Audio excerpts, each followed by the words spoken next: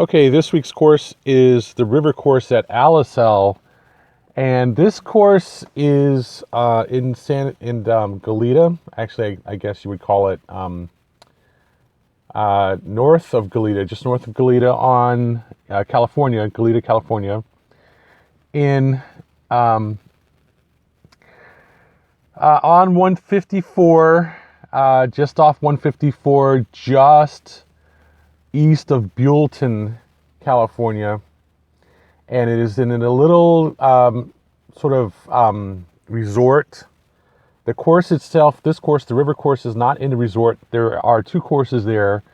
One is in the resort, and the other one is not. The resort is sort of like a dude ranch,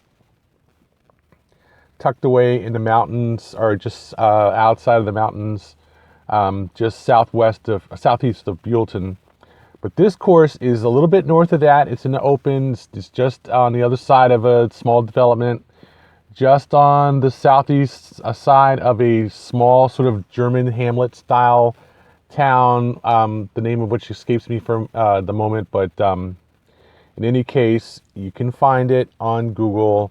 It's just southeast of Buellton, maybe about 5 miles southeast, and there's another town out there. Starts with an S. I can't, like Sovedo or something like that. I can't remember what it is, but it's just outside an Indian reservation, just west on 154 of the other course that I reviewed out here, which is not bad, Rancho del Sol or something like that. But it's actually not a bad course. I have passed by this course kind of by accident, and I played it. Decided I was going to give it a shot. I had a afternoon where I was able to sneak out and play it, and it was Saturday afternoon. Got out there about 1 o'clock, and that was last weekend. So this is the weekend before Christmas, and it was last weekend, which was about the 20th or so. No, the 18th of December, and I had a great time playing the course. Now, I will say this: it was mostly empty.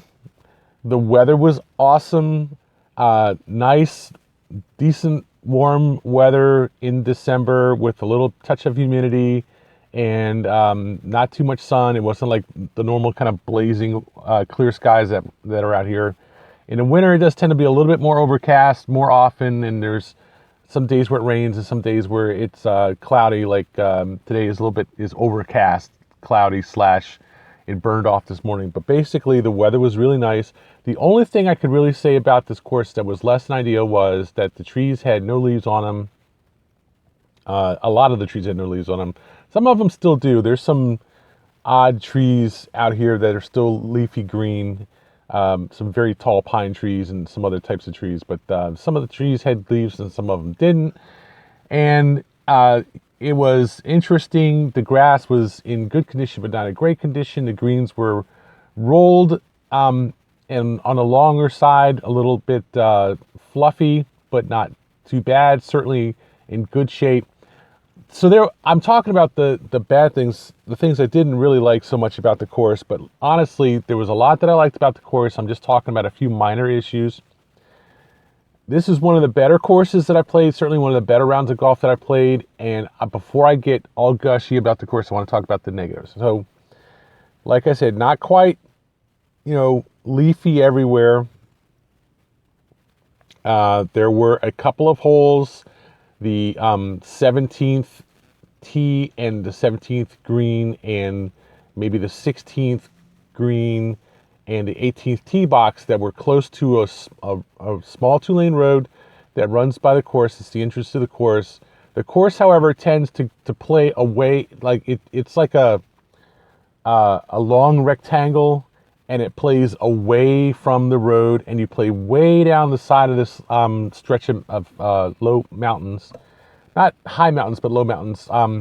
Basically, it runs towards 156, towards Rancho del Sol, or whatever the name of that course was. But it doesn't get up into the traffic that's on 156. It's still like probably a good quarter mile south of that 154. And the course is quiet. There is a small airport not far from the course, but on that day there was almost no air traffic on it. It was just a marvelous course. Nice, really nice views of the mountains next to the course. It has water on the course. It has a couple lakes. It has good open view to the north of the local houses and so forth, but they're away from the course. Ranches and so forth away from the course. There's almost no noise whatsoever in the course, and it's just amazing. You get out there, and the only noise you really hear are other golfers playing on the course. And there were almost no other golfers playing on the course. I think there were a couple of foursomes. I started off playing behind a foursome, but passed them about the fifth hole. And there was a couple of singles and some pairs. But just basically, they were finishing the course, except for the foursome right in front of me. But for the most part, I was out there by myself having a great time. Certainly from about the sixth hole onwards, I was basically playing, out there by myself. Wonderful course. Had a great time playing it. It was a challenging course in the sense that it was a shot maker's course more than anything else. It wasn't really long. It was not short, but it was long. It was about 6,800 yards, nice, decent length from the back tees, and it had some really, really cool holes. And this is what happens when you are hanging around an airport, okay? And the next thing you know, there's a jet flying literally 100 feet away from you, passes right by you. Anyway, it was nice. I enjoyed this round very much, and I was tempted to just flat out give it an A+. I was like, I can't give it an A+. I could give it an A. I could definitely give it an A-. The problem with this course is it just was really a good course. For golf, for going out and hitting some balls around on the weekend, and for a challenge for golf, but it still was a decent course for a beginner. It wasn't too tough. It wasn't like the shots, into the greens were really tough. It wasn't too tight. It wasn't too loose. It had a bunch of interesting shots. It had good elevation on some of the holes. And while some of the holes were okay, a lot of them were really nice, really good holes. The only problem I really saw was like when I was on the 17th tee, getting ready to hit the shot 130 yards into an island green, really, a car passed right by me, and there was like a couple of cars that passed right by me. Less than ideal, but other than that, I could hardly complain. It had so much going for it that to even really complain about it is borderline nitpicking. And I would just have to recommend this course to anyone who goes through this area and plays, because it is such a spectacular golf course as a golf course. It's not one of those courses where you go, wow, it's big and lush and green and all this long rough and wonderful fairways and beautiful ocean scenery like Torrey Pines, okay, but basically leaves you wanting a lot more out of the course. It doesn't really, it's like style without substance, okay? This course was substance without an overemphasis on style. Absolutely not. It was a legitimately solid, challenging course. Now, I would say probably if you were to look on Golf Now, if it's on Golf Now, and you were to look at try to find the slope, you'd probably find that it's a 130, 135 course from the back tees. It's not that hard, but it's not easy. It's not the world's greatest layout, but it's a good layout. It's a fun layout. When you're taking shots and there's a lake to the right fronting the green, or out of OB along the left side, all along the left side of the fairway for 2 or 3 holes consecutive in a row, or all along the right side of the fairway for 2 or 3 holes consecutive in a row, or you're taking shots to an elevated green and it's this long lane, and there's a lake all down the left side and OB all down the right side, and a green nestled over in a corner next to the lake. And I'm going, this could be like a tame Maryland National, or a few other courses that I can think of that have the same kind of layout. Dogleg left, with a series of bunkers in the corner of the dogleg, and then a lane of trees going up to the green, and on the right, and you've got to drop off behind the green. I mean, this is classic good stuff for a golf course. It's not brutally tough, but it's tough, and it's tough enough. It's a good, solid course, and I have no problem giving this course at least an A minus, at least. And the scenery is really nice. You look at the mountains and stuff, and you're playing and all. It's really nice. It's not some island in the Pacific, or the Atlantic, that like Tenerife or something like that. It's not that.